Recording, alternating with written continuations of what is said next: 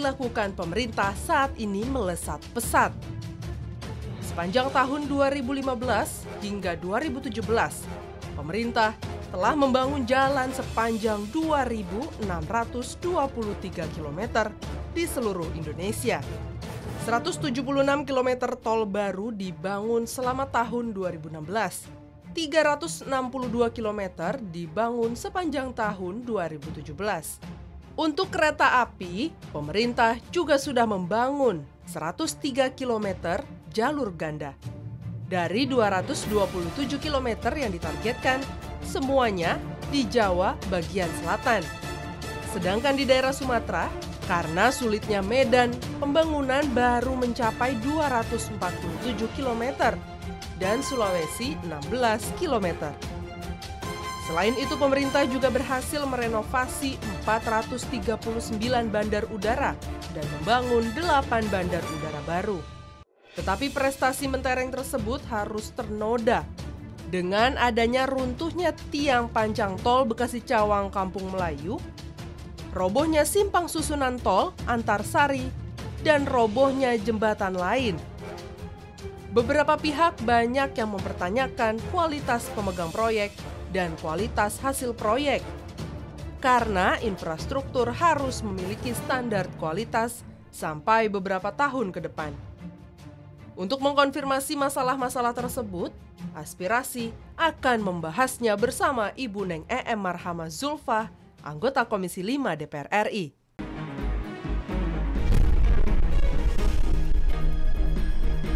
Halo, apa kabar pemirsa? Salam jumpa dengan program Aspirasi TV Parlemen, sebuah program yang mendalami isu-isu terkini yang menyangkut DPR RI. Kali ini bersama saya, Hilman Hidayat. Pertumbuhan dan pembangunan merupakan salah satu faktor yang menentukan kemajuan suatu negara. Pertumbuhan dan pembangunan ekonomi berkaitan erat dengan masalah kemiskinan dan pendapatan per kapita yang dihasilkan oleh negara tersebut. Salah satu faktor pendorong untuk mewujudkan pertumbuhan dan pembangunan ekonomi adalah melalui pembangunan infrastruktur.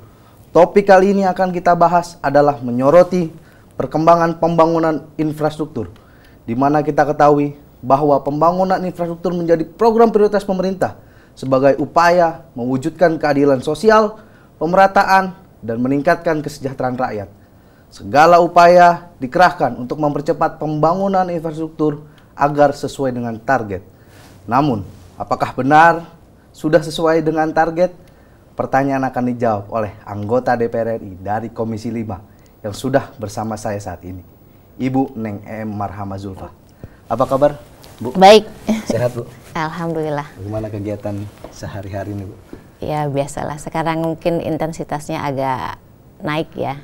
Karena suhu politik sudah mulai kan kontestasi, beberapa partai juga sudah mulai memunculkan diri. Jadi kita sebagai politisi yang juga aktif di DPP pasti banyak kesibukan, tidak hanya membagi kerja di sini, di masyarakat, juga aktivitas politik lainnya. Nah, ini selain suhu politik memang yang sedang meningkat, Bu, di tahun-tahun ini, ternyata juga ada yang menyoroti, Bu, tentang pembangunan infrastruktur. Kalau Ibu melihatnya seperti apa nih, Bu? Apakah memang sudah sesuai dengan target apa yang dinawacitakan oleh pemerintah kah? Iya. Saat ini, satu, sebenarnya saya sangat mengapresiasi ya program infrastruktur yang dilakukan oleh pemerintahan hari ini, atau mulai yang terkait dengan nawacitanya, karena infrastruktur menjadi prioritas utama. Dan kita tahu infrastruktur juga itu nanti akan bisa meningkatkan daya saing masyarakat, dan masyarakat bisa produktivitasnya bisa meningkat seperti itu. Apalagi Indonesia negara kepulauan yang dimana lautnya itu sebenarnya lebih luas ya ketimbang daratannya, dan kita dipisahkan oleh lautan-lautan itu. Otomatis mobilitas rakyat Indonesia itu sebenarnya jangkauannya cukup jauh. Maka ini bisa dijawab dengan nawacita itu, yaitu yang program Jokowi, misalkan ada tol laut dan lain sebagainya. Ini harapan kita mobilitas masyarakat terbantu, terus juga disparitas harga itu juga bisa adil seperti itu. Nah, terkait masalah infrastruktur, memang hari ini saya melihat banyak terjadi kecelakaan di mana-mana ya. Satu sisi, saya sebagai Komisi 5 anggota DPR yang di Komisi 5, tentu kita senang lah kalau prioritas utama adalah infrastruktur. Karena tentu seperti tadi yang dikatakan juga, infrastruktur ini pertama untuk Parlemen harus juga berdampak terhadap pertumbuhan ekonomi. Terus kemudian juga bisa menurunkan angka pengangguran dengan adanya kegiatan aktivitas konstruksi ini. Terus juga bisa menurunkan kemiskinan. Nah, itu adalah dampak positif yang ingin dicapai dari pembangunan infrastruktur itu. Nah, tapi catatan dari Ibu sendiri terkait dengan masih banyaknya proyek-proyek infrastruktur yang belum selesai di beberapa daerah, bahkan juga banyak juga yang menimbulkan beberapa kecelakaan ini, bagaimana sih Ibu melihatnya? Apakah memang kurangnya pengawasan dari pemerintah atau Kementerian PUPR atau dari kontrak karya sendiri yang memang bertanggung jawab atas pembangunan infrastruktur itu? Ya. Hasil dari beberapa yang kemudian saya ikuti ketika melakukan kunjungan kerja, kunjungan spesifik maupun terhadap masyarakat yang misalkan mengadu terkait itu. Pertama adalah masalahnya satu, memang targetnya begitu cepat. Ada target yang dikejar, misalkan kan kebanyakan infrastruktur ini targetnya di akhir 2019, tapi juga ingin juga di akhir 2018 ini juga bisa terwujud. Itu bagus, karena apa? Infrastruktur ketika cepat selesai, maka manfaatnya, benefitnya untuk masyarakat akan dirasakan lebih cepat juga. Saya mengapresiasi. Tetapi tentu saja harus dibarengi dengan sisi satu, keamanan, keselamatan. Karena kalau bicara infrastruktur itu pasti akan melibatkan masyarakat banyak yang menjadi titik kumpul di sana. Orang beraktivitas, keluar masuk, misal berkumpul banyak orang di sana. Maka keselamatan itu juga yang paling utama. Tidak hanya kemudian kualitas konstruksi ketika infrastruktur itu jadi, tetapi ketika proses melakukan konstruksinya itu pun juga sebenarnya harus benar-benar diawasi, harus benar-benar dipelajari dengan baik, sehingga ketika kalau misalkan ada kekosongan, mungkin ya harus ada sip-sipan lah. Misalkan kalau memang ini harus kejar target, maka dari mulai pagi sampai siang, siang sampai sore, terus kemudian sore sampai jam 12 malam atau jam 12 malam sampai kemudian subuh, itu harus gantian orang tentu saja. Tidak bisa kemudian satu hari misalkan orang tersebut terus kemudian jadi orang yang sama siang dan malam, itu tidak bisa. Terus kemudian kedua adalah sisi kontrol. Nah, itu jadi yang melakukan pengawasan, konsultan pengawasnya itu juga pasti harus lebih ya.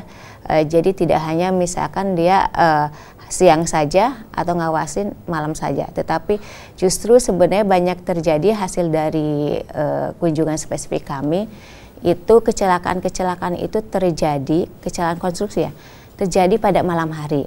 Oleh karena itu mungkin bisa diakibatkan pertama mungkin kelelahan misalkan, bisa jadi seperti itu. Nah, atau tidak adanya orang yang mengkontrol seperti itu. Nah, maka itu harus ditingkatkan, terutama pas pada malam-malam hari, malam-malam di mana jam-jam kelelahan ya yang kritis itu justru itu harus konsultannya harus ada standby di sana, konsultan pengawas itu harus standby di sana, dan memang harus ganti orang gitu ya, harus benar-benar orang yang segar, yang mungkin pada waktu siangnya itu sudah istirahat penuh. Tapi Ibu sepakat nggak Bu bahwa banyak yang menganggap nih Bu, pihak-pihak pemerintah hanya mengejar waktu soal percepatan pembangunan tanpa memperhatikan kualitas pembangunan tersebut Bu? Ya mungkin saya yakin pemerintah juga ingin kualitas yang bagus. Saya yakin, saya husnudon ingin kualitas yang bagus sama.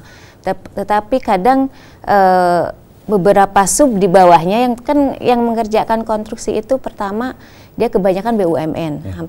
Dan para pemegang konstruksi yang besar ya, hampir 87% itu ada dipegang oleh konstruksi yang udah sangat besar, sedangkan 13%-nya barulah masyarakat yang mungkin kelas menengah ke bawah ya, yang bekerja di bidang jasa konstruksi itu.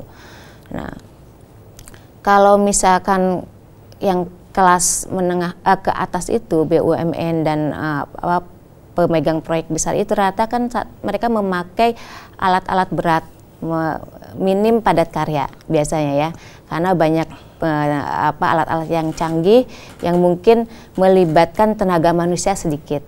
Nah, itu harus benar-benar ada pengawasan. Nah, terus juga banyak juga mereka KSO. KSO itu kerjasama operasi, artinya dia walaupun misalnya pemenang tendernya BUMN, tetapi dia bekerja sama dengan para pengusaha-pengusaha kecil, lokal dan sebagainya. Nah, itu juga yang perlu dicek juga gitu kan. Jangan ketika sudah diserahkan kerjasama dengan ini, ya sudah, ini lepas tangan. Nah, itu harus benar-benar melakukan pengawasan itu dari mulai hulu sampai ke hilir. Tapi apakah memang karena banyaknya kecelakaan kerja dan kejadian-kejadian tentang infrastruktur, pemerintah akhirnya merevisi program-program PSN Bu yang tadinya sekitar 20 akhirnya dikurangi jadi 10. Nah, ini targetnya ke depan ini seperti apa Bu yang Ibu lihat? Apakah memang karena faktor tersebut Bu ini akhirnya direvisi untuk program-program strategi nasional ini? Ya, bisa jadi seperti itu karena di daerah sebenarnya PSN itu kan sudah mulai Perpres ya nomor 58 tahun 2017 itu ada sekitar berapa? Ada 200 lebih proyek ya, 15 di infrastruktur.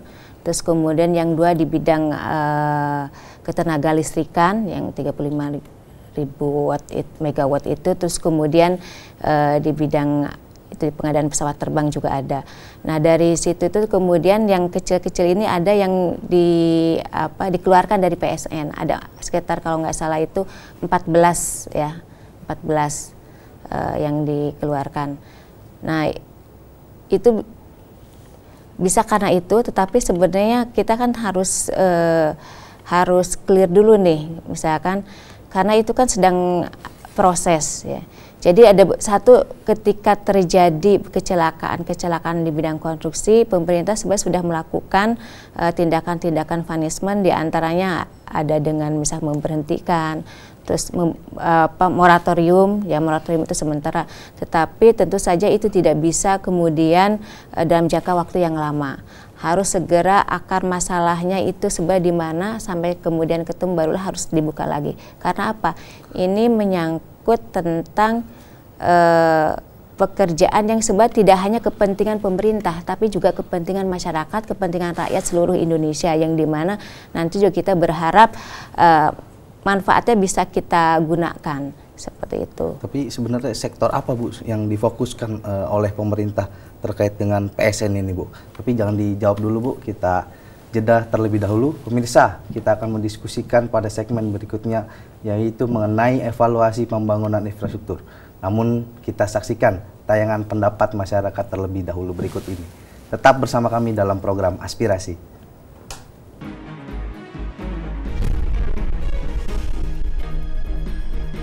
Saya lihat sih pemerintah ini memang sedang menggiatkan pembangunan infrastruktur ya. Jadi kayak kemarin misalnya Menko Polhukam menggiatkan soal gerbang Dutas, itu kan perbatasan.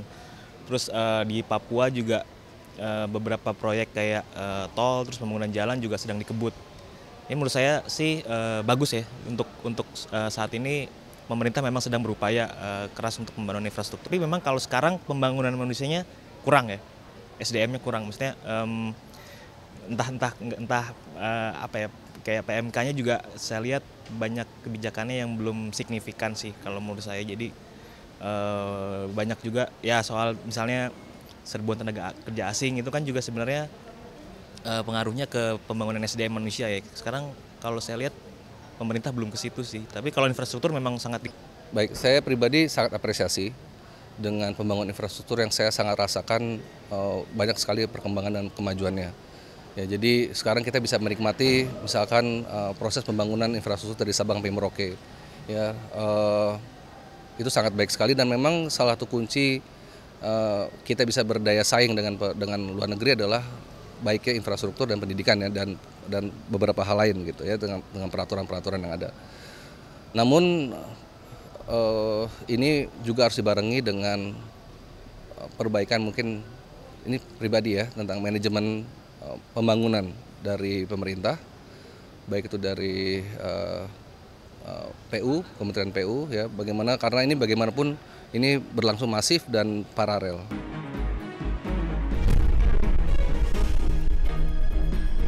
Pemirsa, kembali lagi bersama saya Hilman Hidayat dan Ibu Neng EM. Masih membahas mengenai perkembangan pembangunan infrastruktur. Bu, ketika kita membicarakan tentang adanya revisi tentang program strategi nasional, sebenarnya apa sektor yang ingin difokuskan oleh pemerintah? Apakah memang bendungan, apakah memang terminal, atau jalan tol laut, atau memang underpass, atau pembangunan infrastruktur lainnya? Ini menurut Ibu seperti apa, Bu? Itu semua yang disebutkan oleh Mas barusan itu sebenarnya itu infrastruktur semua. Bendungan pun juga pasti membangun infrastruktur kan, seperti itu. Jadi itu yang menjadi prioritas juga semuanya. Memang untuk PSN ini, proyek strategis nasional itu kan ada pertama jalan ya. Jalan itu ada sekitar 2.650 km. Terus kemudian ada runway kereta api itu sekitar 3.200 lebih kilometer ya. Terus kemudian ada juga bendungan, tol laut.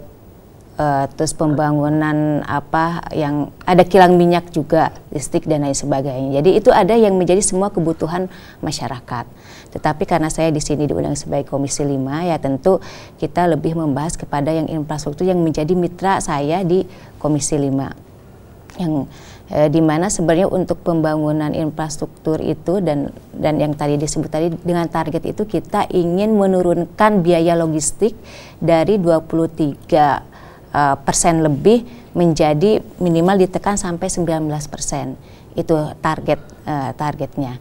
Dan dari situ kemudian kita menyetujui anggaran untuk Kementerian PUPR sebanyak 330 triliun, terus kemudian di Kementerian Perhubungan ada 150 triliun ya. Itu yang banyaknya ya, belum dari Kementerian Desa yang kecil-kecil itunya ya. Nah dari situlah kemudian kita target ada itu tadi ya, tentu dampak efek dominonya yang tentang pertumbuhan ekonomi, kemiskinan berkurang, adanya lapangan pekerjaan di bidang konstruksi gitu kan. Nah ini yang kemudian ingin kita capai, menurunkan biaya logistik sehingga mobilitas antar kawasan itu benar-benar terjadi baik di perkotaan maupun se-Nusantara, walaupun dengan daerah-daerah tertinggal, desa, pulau-pulau terluar dan lain sebagainya. Berarti sektor infrastruktur jalan ya Bu yang sedang difokuskan oleh pemerintah ya Bu? Ya, konektivitas jalan, termasuk bendungan juga Pak, bendungan juga. Jadi itu ada, jadi tidak bisa kemudian karena banyaknya di jalan maka prioritas utamanya ada jalan. Kita harus beriringan gitu. Karena kalau untuk masa bendungan itu ada untuk ketahanan pangan juga, untuk perut manusia juga, itu juga penting kayak gitu. Bukan berarti kemudian mungkin di situ anggarannya lebih sedikit ketimbang untuk infrastruktur jalan, bisa ada untuk pelabuhan, untuk bandara dan sebagainya. Tetapi bukan berarti itu tidak penting, menomorduakan, menomortigakan, bukan berarti seperti itu pemahamannya. Jadi kita harus bersama-sama seperti itu, tidak hanya untuk infrastruktur jalan, tapi juga untuk bendungan, juga itu juga tetap ada. Tapi yang paling disoroti adalah pembangunan infrastruktur jalan. Ibu bisa mengklarifikasi sebagai partai di pemerintahan Ibu terkait dengan beberapa kecelakaan infrastruktur seperti Becak Ayu yang baru-baru ini juga, tol di Manado bahkan belum digunakan tapi juga memakan korban jiwa, ini bisa mengklarifikasi Bu terkait dengan hal ini Bu? Terkait kasus-kasus yang terkait kecelakaan di bidang konstruksi memang ada 17 ya. Kalau saya lihat, saya identifikasi dari mulai bulan April hari ini sampai kemudian 2017 akhir itu September Oktober itu ada sekitar 17 kasus yang terjadi terkait kecelakaan di bidang konstruksi saat pengerjaan itu.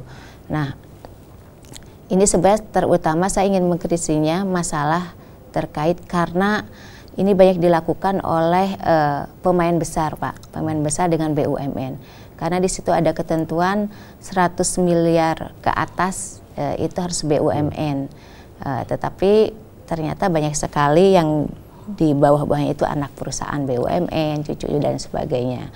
Nah, sehingga banyak sekali sebenarnya para pelaku di bidang konstruksi itu ya hari ini banyak yang menengah ke bawah, baik yang nganggur Pak. Sebenarnya mereka itu sangat mau dilibatkan ketika sekarang lagi gencar-gencarnya ya.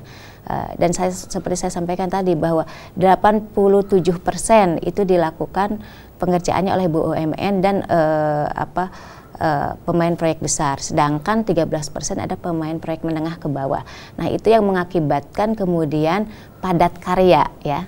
Padat karya itu mungkin proporsinya agak sedikit. Biasanya kalau pemain proyek menengah ke bawah itu kan mereka padat karya, banyak melakukan banyak menggunakan tenaga manusia. Sedangkan pemain proyek besar itu biasa mereka menggunakan mesin-mesin yang canggih dan sebagainya. Berarti harus dievaluasi Bu BUMN terkait dengan pengerjaan proyek ini Bu. Ya, harus dievaluasi dan memang pemerintah sudah melakukan evaluasi, harus saya kira bekerja bersama-sama, melibatkan banyak ya. Ketika KSO itu juga tidak hanya kemudian yang dilibatkan adalah anak perusahaannya lagi gitu, tapi masyarakat yang selama ini bekerja itu juga sebenarnya harus banyak dilibatkan, harus dibuka ruang dan waktu. Memang di akhir-akhir ini setelah moratorium ini menggerakkan padat karya itu bagus, saya sangat mengapresiasi. Tetapi baru pekerjaan-pekerjaan yang kecil, misalkan kayak di desa, itu kan wajar ya, di desa-desa itu melakukan dengan padat karya. Nah, saya kira melakukan proyek ini pun ya bagaimana porsi padat karyanya itu juga menurut saya harus diperbesar lah, seperti itu. Berarti pemerintah tidak boleh melakukan monopoli melalui BUMN ini terkait dengan pengerjaan proyek infrastruktur ya Bu? Harus dibagi subcontraction atau karya-karya lainnya gitu Bu? Iya, iya. Itu juga harus dilibatkan banyak pihak pelaku-pelaku usaha, karena dengan begitu otomatis akan membuka lapangan kerja menjadi lebih luas Pak. Kayak gitu, otomatis pertumbuhan ekonomi juga akan semakin cepat meningkatnya, terus angka kemiskinan juga bisa ditekan, seperti itu. Nah ini kan pertumbuhan ekonomi baru sampai 5,1% ya, kayak gitu. Jadi kalau misalnya melibatkan banyak pihak, terutama ini tuh para pemain proyek yang kecil-kecil ini, mereka itu jumlahnya itu banyak. Ya, tapi memang kekuatannya kecil-kecil. Jadi besar dalam jumlah ini menurut saya bisa menjadi kekuatan untuk menggerakkan masyarakat, untuk meningkatkan pertumbuhan ekonomi itu juga. Karena mereka yang bekerja langsung masyarakat dan penghasilnya untuk mereka, dan kemudian ketika upah sudah mereka terima, mereka akan belanja juga di Indonesia, nggak akan dibawa ke mana-mana, belanja di Indonesia. Ya itu akan membuat perekonomian di daerah-daerah kecil itu berputar. Nah itu yang akan berdampak secara langsung terhadap pertumbuhan ekonomi. Jadi porsi padat karya itu penting, tidak hanya sekedar proyek-proyek yang kecil, misalnya yang di Kementerian Desa memang banyak padat karya, tetapi juga proyek-proyek yang agak besar itu juga saya kira padat karya itu juga harus diantaranya dengan cara ya pelaku usaha di bidang konstruksi yang di lokal maupun nasional, yang swasta itu juga dilibatkan. Seperti itu. Komisi 5 sendiri pernah nggak sih Bu membuat tim audit investigasi untuk menyelidiki secara utuh terkait dengan kecelakaan yang terjadi? Nah kita memang sedang ada melakukan pembicaraan. Kita ada yang ingin melakukan panja, ada yang cukup dengan RDP, raker dan sebagainya. Nah makanya kita sekarang ini kemarin juga kita melakukan baru dengan melakukan kunjungan spesifik ya, mengaudit sebenarnya ada terjadi apa. Nah baru setelah itu kita akan rumuskan memang ini perlu panja atau tidak, apakah perlu pansus, panja, atau cukup dengan ya seperti sekarang kunjungan spesifik dan lain sebagainya. Kalau dari hasil kunjungan spesifik Komisi 5, kelalaian seperti apa Bu yang ditemukan di BUMN yang bertanggung jawab terkait dengan proyek ini Bu? Pertama, biasanya karena yang saya temukan ya hasil dari diskusi ini target, jadi target itu dimajukan. Nah dari yang harus sebenarnya, tetapi kemudian tidak ditambah dengan pekerjanya, misalkan penambahannya kurang proporsional, oke ditambah, tetapi mungkin kurang proporsional gitu kan, tidak proporsional tuh artinya misalnya yang pekerjanya misalkan 100 orang biasanya pada siang hari aja, ini jadi 150 orang tapi siang dan malam. Nah, kan misalkan penambahannya 200 seperti itu. Berarti ini karena target percepatan program penyelesaian ya Bu, ini terjadi banyaknya kecelakaan itu Bu? Iya ada di antaranya. Oke, baik Ibu, kita harus jeda terlebih dahulu. Pemirsa jangan kemana-mana, tetap di program Aspirasi.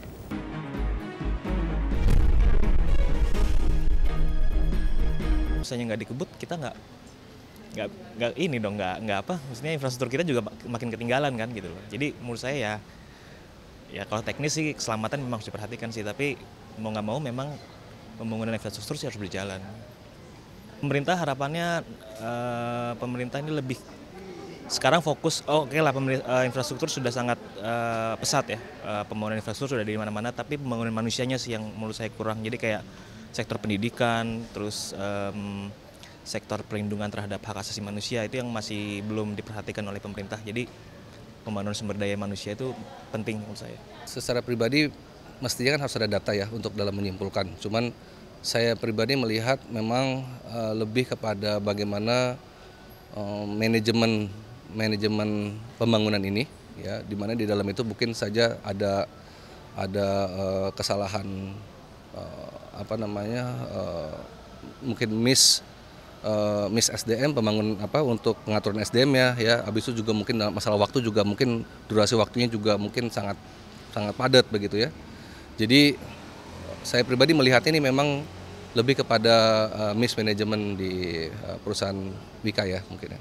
Melihat pemerintah sudah sangat baik, infrastruktur sudah berkembang baik, cuman ya kami juga mohon dari masyarakat, selain infrastruktur ada hal-hal lain yang juga perlu diperhatikan. Jadi kita harus melihat bagaimana solusi jangka pendek, menengah dan jangka panjangnya ya. Karena bagaimanapun masyarakat tiap hari kan juga harus berjuang dan harus hidup. Ini yang menjadi tantangan juga buat pemerintah.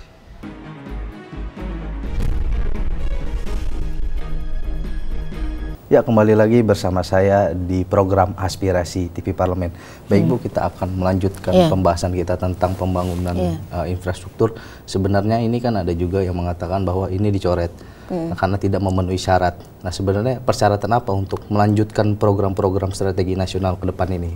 Ya, pertama itu memang yang harus meningkatkan leverage ya. Leverage itu ada daya ungkit untuk pertumbuhan ekonomi itu. Terus kemudian juga dia itu bisa berdampak secara ekonomi untuk pertumbuhan ekonomi, terus juga menurunkan biaya logistik. Itu kan makanya kenapa kemudian programnya banyak di infrastruktur ya. Memang beberapa yang dikeluarkan itu ada 14 macam itu. Di antaranya ada beberapa misalkan di dapil saya termasuk itu yang jalan tol Bocimi, tapi yang untuk ke Cianjurnya, Cianjur Bandungnya dia hanya sampai Bocimi, akhirnya tidak dilanjutkan sampai itu. Terus kemudian ada juga bendungan juga ada yang dihentikan, dikeluarkan dari PSN. Terus beberapa tol di tempat lain juga itu yang jadi bukan kemudian persyaratan. Jadi dari semua proyek yang ada itu mana yang lebih punya dampak lebih luas, mana yang tidak. Jadi kalau persyaratannya sepertinya hampir berarti sama kebermanfaatan saja untuk masyarakat sekitar, Bu.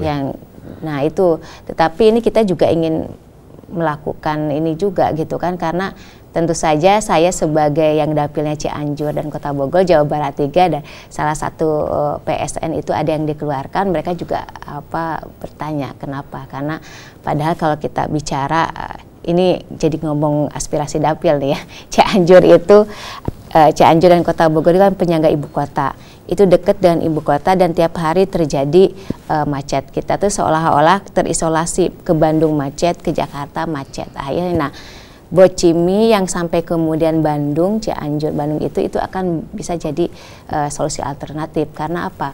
Karena yang dulu pernah digagas anggaran negara juga pernah keluar untuk jalur tol Puncak 2 itu juga kembali gagal. Maka harapan satu-satunya itu, dan ternyata hari ini pun itu dikeluarkan dari PSN. Padahal kita tahu jalur Puncak yang lama itu sering terjadi longsor dan sebagainya. Tapi dari 222 PSN ini yang dijalankan oleh pemerintahan saat ini, sebenarnya Ibu optimis rampung pada tahun 2019 mendatang, Ibu? Mengingat juga banyak PSN yang dicoret juga tadi, yang seperti Ibu katakan tadi. Saya optimis sih rampung, ya. Tapi harus benar-benar ada peningkatan ya tenaga kerja, karena kasus-kasus yang terjadi kan pekerja lelah dan sebagainya. Itu saya optimis lambung. Tetapi yang untuk jalur kereta api yang 320 km itu ya, lebih itu saya gak yakin bisa rampung di akhir 2017. Karena apa? Karena terutama yang di Trans Sumatera, Kalimantan, selalu itu kan harus melibatkan pembebasan lahan. Biasanya tantangannya adalah di pembebasan lahan, dan hari ini untuk pembebasan lahan saya dengar juga untuk pembiayaannya itu agak kembang kempis, artinya belum ada. Ini juga kan sebenarnya anggaran untuk merampungkan semua proyek itu ada sekitar 4.000 triliun lebih, Pak. Nah, sedangkan negara itu hanya menyiapkan sekitar 500 triliun. Nah, terus kemudian rencana dari BUMN, BUMD itu ada 1.000 triliun lebih. Nah, sisanya 2.000 triliun lebih itu dari swasta. Dari swasta itu partisipasi investor dan lain sebagainya. Nah, jadi sebenarnya ini kalau hanya negara saja tidak akan bisa diselesaikan untuk merampungkan semua infrastruktur yang sudah tercantum dalam nawacita itu. Berarti melibatkan semua pihak ya, Bu? Semua pihak gitu kan. Dan dari yang mitra saya, misalnya itu kan cuma 330 dengan 150 triliun, itu kan berapa? 400, nggak sampai 500 triliun ya, seperti itu. Jadi sedangkan untuk memenuhi itu semua ada 4.000 triliun lebih. Nah itu jadi semua pihak harus bekerja sama, baik investasi dari mungkin swasta ya, nasional maupun internasional, mancanegara ya, itu harus ditingkatkan. Jadi kalau bicara seperti itu, tapi kan kita ini bangsa Indonesia, Pak, kita ini harus optimis gitu loh. Jadi jangan kemudian sampai kita menularkan ketidakoptimisan. Adapun nanti kita tetapi harus terukur, optimis itu terukur itu. Nah inilah yang bagian DPR itu terukur itu, maka target tahun ini berapa, misalkan kekuatan negara berapa, swastanya itu siapa. Nah itu yang kemudian harus kita kita lihat itu. Oke Bu, closing statement Bu terkait dengan memang target dan harapan tentang pembangunan infrastruktur di Indonesia.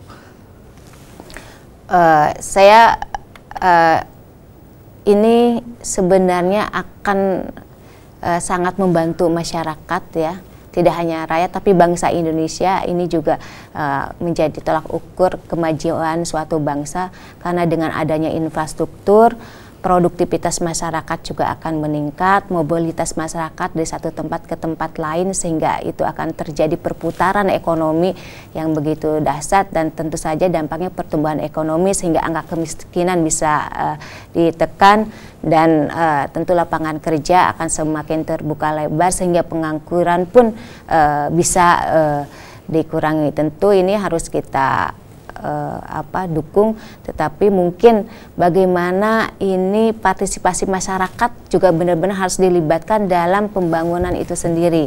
Jadi tidak hanya saja yang punya, memang kita butuh investasi, butuh uang, tapi juga masyarakat menengah ke bawah, terutama pelaku-pelaku usaha di bidang konstruksi yang hari ini sebenarnya banyak mungkin kalah saing dengan BUMN, itu segera diakomodir.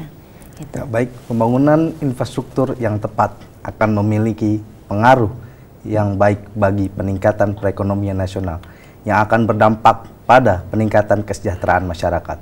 Adapun peningkatan kesejahteraan masyarakat ini diidentifikasi dari terciptanya lapangan pekerja baru, bergeraknya transaksi sektor barang modal, dan tumbuhnya pusat-pusat ekonomi baru dengan adanya konektivitas. Kita bersama berharap semoga pembangunan dapat berjalan sesuai dengan target dan dapat mewujudkan keadilan sosial, pemerataan, dan peningkatan kesejahteraan rakyat. Saya Hilman Hidayat dan juga Ibu Neng EM Marhamah pamit undur diri. Sampai jumpa dalam program aspirasi berikutnya. Terima kasih Bu.